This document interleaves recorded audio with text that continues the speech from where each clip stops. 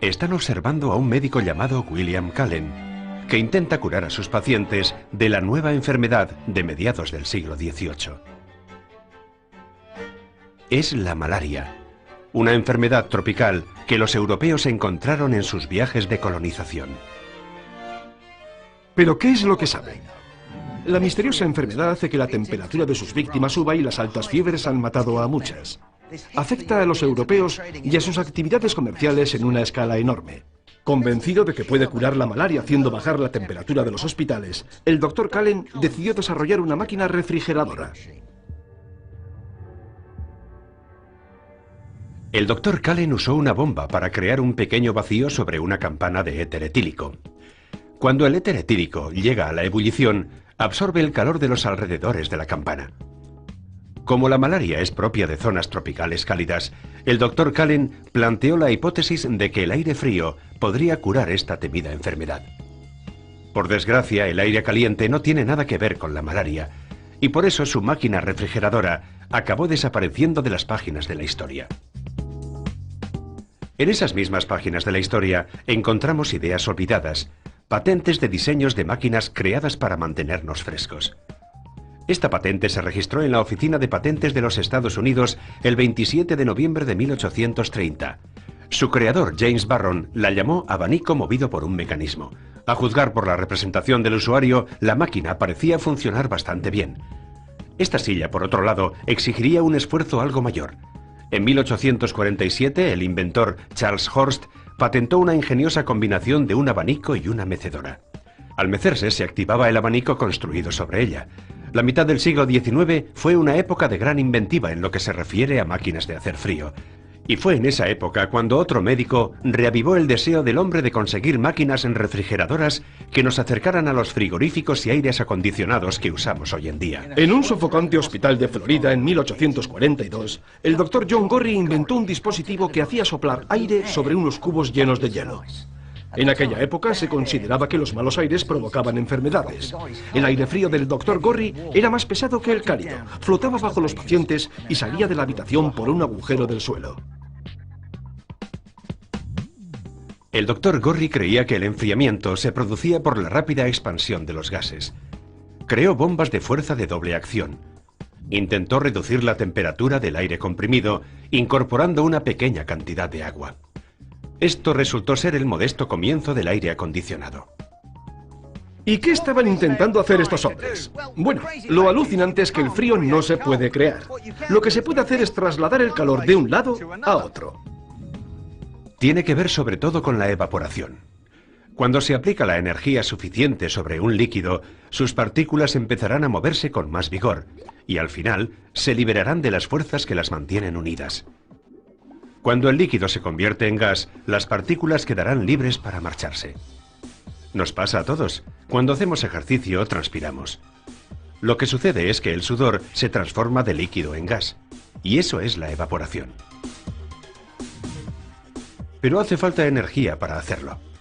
Lo que no vemos, que es lo que realmente sucede, es que al transpirar se extrae energía de la zona donde tiene lugar la evaporación, es decir, de nuestra piel. Y eso es lo que nos hace enfriarnos. Pero prepárense porque el hombre dio un paso de gigante. Esta vez, un nombre familiar aparece en escena. Un litógrafo se encontró con que en días calurosos los cambios de humedad hacían que el papel que usaba se expandiera o se contrajera. Buscó y encontró ayuda en Willis Haviland Carrier. La primera idea de Carrier fue tratar el aire con una solución de cloruro de calcio. La idea era que el cloruro de calcio interactuara con el aire húmedo y absorbiera la humedad. Funcionó, pero dejó el aire salado, algo que provocaría que la maquinaria se oxidara. De modo que pronto abandonó la idea del cloruro de calcio. Carrier sabía que la cantidad de humedad que el aire puede contener depende de la temperatura, y planteó que enfriando el aire podría reducir su nivel de humedad. Así que transformó un calefactor haciendo circular aire caliente por su sistema en vez de vapor, y sacó la humedad de las tuberías. A medida que el aire se enfriaba, el exceso de humedad se condensaba en los tubos, y así pudo dar a los impresores el aire que necesitaban a la temperatura y humedad adecuadas. La fortuna debía de estar sin duda de parte de Carrier, porque la respuesta a su problema le llegó cuando estaba esperando al tren. Era una noche bastante fría cuando Carrier estaba esperando en la estación de trenes de Pittsburgh, Pensilvania. Mirara a donde mirara, no veía más que niebla. Y entonces se dio cuenta de que allí mismo tenía la solución a su problema. Observando la niebla llegó a esta idea radical, de que el aire puede secarse saturándolo con agua. Advirtió que el aire cálido y húmedo puede enfriarse rociándolo con agua fría. Cuanto más frío sea el aire, menor vapor de agua puede contener. El exceso de vapor de agua se condensa como niebla artificial, que puede ser retirada, de modo que aunque el aire frío esté saturado, es en realidad muy seco. Su dispositivo estaba pensado originalmente para controlar la humedad, pero sus efectos secundarios prácticos fueron que también enfriaban y limpiaban el aire en el proceso. Era, en resumen, un aparato de aire acondicionado. Carrier tuvo su momento de eureka en la estación de tren. Casualmente, el negocio ferroviario fue una de las primeras industrias que se benefició de su invento. En 1930, Carrier diseñó una unidad de aire acondicionado más pequeña para trenes, que se probó en un vagón-restaurante de la línea de Baltimore a Ohio. Debió de ser el comienzo de los hoteles sobre ruedas. Desde que se inventó, el sistema de aire acondicionado ha formado parte de negocios muy florecientes. El primer aire acondicionado industrial que Carrier instaló fue para una empresa editorial de Nueva York. El aire húmedo que producía la unidad de aire acondicionado era necesario para evitar que se encogieran las remesas del papel y que se secara la tinta. Muy pronto otras industrias descubrieron que el aire acondicionado les venía muy bien para aumentar la eficiencia productiva. La industria del tabaco la usó para establecer un límite de humedad para las hojas de tabaco. Y la industria textil usó el aire acondicionado para elevar la humedad de sus fábricas, al descubrir que hacía que su hilo de coser fuera más fuerte.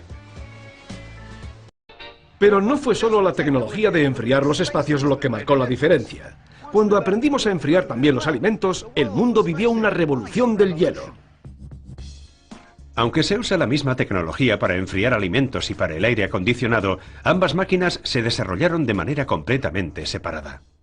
Nuestra vida actual sería impensable sin los alimentos frescos del supermercado. Traídos de cualquier parte del mundo, están disponibles a lo largo de todo el año. Las estaciones ya no significan nada, pero solo hace unas pocas décadas las cosas eran muy diferentes. Érase una vez en que una bebida helada era un bien de lujo, una bebida para ricos. Y en el siglo XVII se pusieron de moda en Europa. Pero la vida sin refrigeración podía provocar también la dolencia veraniega, causada por el consumo de comida estropeada. La refrigeración se convirtió en algo más que un lujo. Hoy en día es una necesidad. Sin el transporte y almacenamiento refrigerados, los alimentos frescos no llegarían a nuestro supermercado tan fácilmente. ¿Pueden imaginarse una vida sin ella? Antes de la invención del refrigerador, había casas de hielo que proporcionaban almacenaje en frío la mayor parte del año. Estas casas de hielo se encontraban normalmente junto a lagos de agua dulce, que se cubrían de nieve o hielo durante el invierno.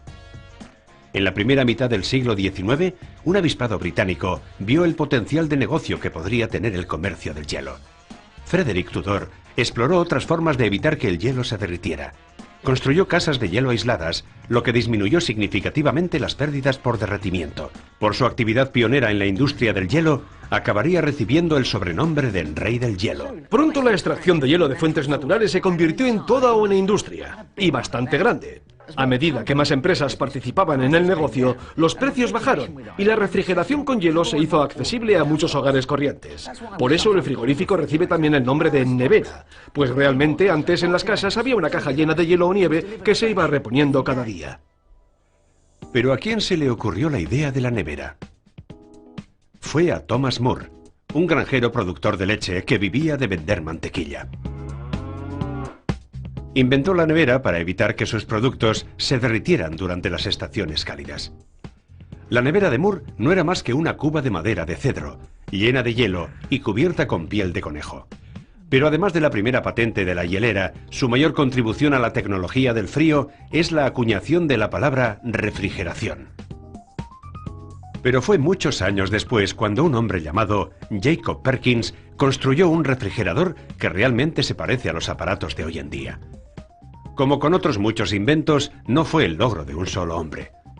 Hubo unos cuantos inventores que registraron patentes. Y para el año 1880 ya había 3.000 patentes de refrigeradores. Muchos de ellos contribuyeron a su desarrollo. El mayor adelanto, sin embargo, fue posible gracias a Jacob Perkins, que se valió del ciclo de compresión del vapor. ¿Pero qué es eso? ¿Alguna vez se han preguntado por qué la parte de atrás de su frigorífico está bastante caliente? Bueno, no se calienta nada. El calor viene del interior de su refrigerador. Con ayuda de esta cámara sensible a la temperatura, nuestros expertos pueden mostrarnos lo que ocurre. Las partes rojas de la imagen son calientes y las azules, lo han adivinado, frías. Resumiendo, su frigorífico tiene un dispositivo que se llama compresor, que es la parte ruidosa que está siempre en funcionamiento. Dentro del compresor, la temperatura del refrigerante sube, pero los tubos del exterior del aparato liberan el calor. Cuando el refrigerante se enfría, se convierte en líquido, que fluye por la válvula de expansión. En la válvula, el refrigerante se evapora y eso lo enfría aún más. El interior del frigorífico es frío porque los tubos de dentro del aparato permiten al refrigerante absorber el calor. En conclusión, el calor se traslada al exterior del frigorífico por medio del refrigerante, que fluye por estos tubos. Por eso la parte trasera de su refrigerador se calienta. Cuando se presentó el primer frigorífico en 1834, el invento amenazó la industria del hielo. Respondieron de manera feroz, poniendo en duda la seguridad de la refrigeración y diciendo que los peligrosos gases que utilizaba podían llegar a envenenar la comida. Y la estrategia funcionó, principalmente porque era verdad. Los frigoríficos de finales del siglo XIX usaban gases tóxicos, como el amoníaco, el cloruro de metilo y el dióxido de azufre, como refrigerantes. En la década de 1920 se produjeron varios accidentes mortales, cuando algunos refrigeradores perdieron cloruro de metilo, y así algunas personas murieron por esa causa. Muchos inventores se implicaron, y uno de los científicos más influyentes y conocidos de todos los tiempos, Albert Einstein, también trató de aportar su parte a la industria de la refrigeración. Lo que le llevó a hacerlo fue la muy ampliamente difundida muerte de una familia de Berlín a causa de los gases tóxicos que gotearon de su frigorífico casero. Einstein y su antiguo estudiante Leo Szilard diseñaron y construyeron un refrigerador de absorción de presión única que no tenía ninguna pieza móvil para evitar pérdidas de fluidos. Más adelante, el aparato se llamó el refrigerador de Einstein. Por desgracia, este refrigerador de Einstein no fue producido comercialmente. De modo que entre poder tomarse una bebida fría cuando quisieran y la posibilidad de morir envenenado, naturalmente la gente recibió al frigorífico con cierta frialdad. Y hay que pensar que en aquella época un refrigerador mediano costaba unos $700, el equivalente a 7.000 de hoy. Una manera bastante cara de morir, ¿no les parece? A finales del siglo XIX, el hombre corriente no tenía interés en comprar un frigorífico asesino lleno de productos químicos peligrosos. Pero 30 años después, esas objeciones prácticamente habían desaparecido. Porque para entonces, no era el frigorífico el que causaba los mayores problemas para la salud. Cada vez era más difícil encontrar fuentes fiables de hielo limpio en los Estados Unidos. Para finales del siglo XIX, el hielo natural se había convertido en un problema, a causa de la contaminación de los mares y los vertidos de aguas fecales. Y eso fue lo que al fin reactivó la industria de la refrigeración. 60 años después de que se presentara el frigorífico, ante la indiferencia de la mayoría, fue por fin resucitado por 3 empresas norteamericanas. Promovieron una investigación conjunta para desarrollar un método de refrigeración menos peligroso. En la década de 1920, aquel esfuerzo condujo al descubrimiento del freón. 1921 fue el año de inicio de la producción masiva de frigoríficos. Aquel año se fabricaron en los Estados Unidos unas 5.000 unidades, pero 10 años después su producción llegó al 1.000.000 de aparatos. Y otros 6 años más tarde se fabricaron casi 6 millones de frigoríficos. Pero fue la industria automovilística la que más se beneficiaría del mecanismo que servía para mantener fríos sus motores. Thomas Mildy, un científico de General Motors, hizo una demostración de las propiedades físicas del freón para la Sociedad Química Norteamericana. ¿Y qué es lo que hizo? Inhaló una buena bocanada de este gas maravilloso y lo expiró sobre una vela encendida. La llama se extinguió sin provocar una explosión ni ningún otro efecto secundario. Y con ello demostró que el freón no era ni tóxico ni inflamable. Tras la Segunda Guerra Mundial, la cultura del consumo llevó a comprar productos que hicieran la vida más cómoda. Hubo una gran demanda de frigoríficos, porque tener una nevera en casa significaba no tener que ir al mercado todos los días. Fue un hito para la industria y el inicio de la producción de refrigeradores a gran escala. Cada año se venden 10 millones de frigoríficos. En un espacio de 100 años, el refrigerador se transformó de asesino en superventas. Los primeros frigoríficos usaban gases tóxicos como refrigerantes, pero finalmente la imagen asesina del refrigerador desapareció con el descubrimiento del freón. Desde entonces, aquel compuesto milagroso ha sido el fluido refrigerante habitual durante más de 50 años. Hasta marzo de 1988. Un destacado grupo de científicos advirtió de que los gases como el freón y los CFC estaban dañando seriamente la capa de ozono de la Tierra. Así que, ¿cómo conservamos el frío? ¿Podemos hacerlo sin refrigerantes? Muchos investigadores de todo el mundo están buscando el modo, y algunos dicen que el truco puede estar en añadir una pequeña H a los CFC. Se pensó que la solución sería añadir hidrógeno, creando así hidrofluorocarbonos o HFC. Los químicos crearon esos compuestos de modo que se disolvieran antes de alcanzar la capa de ozono. A pesar de sus esfuerzos, aún quedan algunas partículas de HFC que llegan a la estratosfera terrestre antes de descomponerse. Y como resultado, nuestros frigoríficos siguen dañando la capa de ozono. Pero hay esperanza. Los investigadores de todo el mundo buscan una alternativa mejor. Entre esos investigadores están los de la Organización de Defensa Nacional o los Laboratorios Nacionales DSO de Singapur, que han estado experimentando con ondas sonoras. Ondas sonoras verdaderamente altas y, al parecer, suenan bastante bien. Desarrollaron un frigorífico sónico que utiliza sonidos muy altos para enfriar los alimentos. Cualquiera que haya estado cerca de un altavoz, especialmente si suena a gran volumen, sabe que las ondas sonoras generan presión, y a veces una presión enorme. Y así los DSO empezaron a explorar el uso del sonido como un modo de crear presión controlada. Y la presión, si se aplica correctamente, puede calentar o enfriar las cosas. Esta tecnología recibe el nombre de enfriamiento termoacústico y funciona como un refrigerador tradicional, solo que utilizando ondas sonoras para generar el frío. Las ondas sonoras comprimen y expanden el gas que hay en una cámara cerrada, haciendo que éste se caliente o se enfríe. Y lo mejor es que en vez de usar un gas peligroso con propiedades letales, utiliza el helio, que es un gas inerte y seguro. El helio, ya saben, el gas que hace que su voz suene graciosa. El hecho es que unas placas de metal se enfrían o se calientan según el movimiento de las ondas de presión. Las placas frías son las que enfriarán su frigorífico.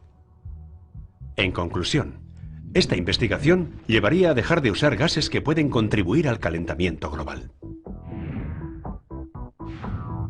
Como los principios científicos del frigorífico y el aire acondicionado están estrechamente relacionados, los científicos están considerando la posibilidad de usar la tecnología del enfriamiento termoacústico en el aire acondicionado.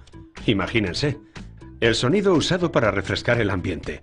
Eso sí que es una idea extravagante. ¿Usaría usted un frigorífico que pusiera la música a tope para enfriar su comida? Y un momento, que hay más. ¿Qué les parecería un refrigerador ecológico que funcionara sin necesidad de electricidad? Una vez más, la NASA lo ha hecho posible. Cuando desarrollaban un refrigerador de energía solar para la Estación Espacial Internacional, los científicos que trabajaban en el proyecto pensaron que podría ser tan útil en la Tierra como en el espacio. Ese fue el inicio de SunDancer. el nombre que dieron a los refrigeradores y congeladores solares desarrollados por la NASA. Estos sistemas de refrigeración funcionan como un frigorífico normal, con la diferencia de que se enchufa a una instalación de paneles solares. Para mantener el frigorífico frío, los paneles solo necesitan 5 horas de sol al día. ¿No es genial? Podría tener en su casa algo pensado por sus creadores para una nave espacial. Y lo mejor de todo es que ahorraría cientos de kilovatios al año. Por desgracia, esta tecnología aún no ha alcanzado todo su potencial, ni ha llegado a las masas, por falta de demanda a causa de la actitud de los consumidores hacia los electrodomésticos solares. Los consumidores ven un inconveniente en la costosa instalación del sistema de paneles solares. La genial historia del frío se ha convertido en la historia de los refrigerantes que, tomados uno a uno, han resultado no ser tan geniales. Al principio empezaron experimentando con amoníaco para pasar al uso de compuestos de cloruro. Los cloruros fueron más tarde reemplazados por los halógenos. Y hoy puede que pronto enfriemos nuestros alimentos, habitaciones y ordenadores solo con la fuerza del sonido. ¿A que la ciencia es genial?